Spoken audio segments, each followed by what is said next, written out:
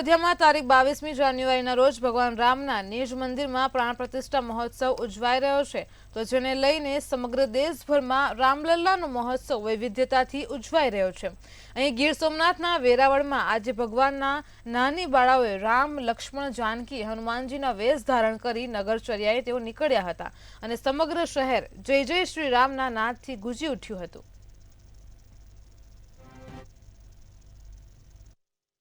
માં બેસવાના છે 22 જાન્યુઆરીએ, તો ત્યારે આખું વેરાવળ, સોમનાથ, ગીર સોમનાથ જિલ્લો ભવ્ય રીતે એની ઉજવણી કરી રહ્યો છે અને બંદર વેપારી મંડળ દ્વારા અને વેરાવળ શહેર દ્વારા રામ ભગવાનના તમામ જીવન ચરિત્રની ઝાંખીઓ ચારે તરફ આપને જોવા મળશે। એના બેનરો લાગેલા છે, એનું આજે ઉદ્ઘાટન જેવું રાખેલું છે અને 501 નાની બાળાઓ ગોયણીઓને જમાડવાનો કન્યા શાળામાં એક કાર્યક્રમ રાખેલો છે।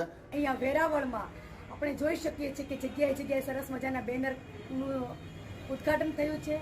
501 બાળાનો જમણવાર રાખ્યો છે અને આજે જ જાણે દિવાળી આજથી શરૂ થઈ ગઈ છે એવો દિવાળીનો ભવ્ય મહોત્સવ ઉજવવામાં આવી રહ્યો છે। રંગોળીઓ ચિત્રીને ભગવાનનું આપણે સ્વાગત કરીએ છીએ, બેનર લગાવીને ભગવાનનું સ્વાગત કરીએ છીએ। રાત્રે આપણે નીકળીએ છીએ ત્યારે દીવા અને ઘરે ઘરે ધજાઓ લગાવવામાં આવી છે।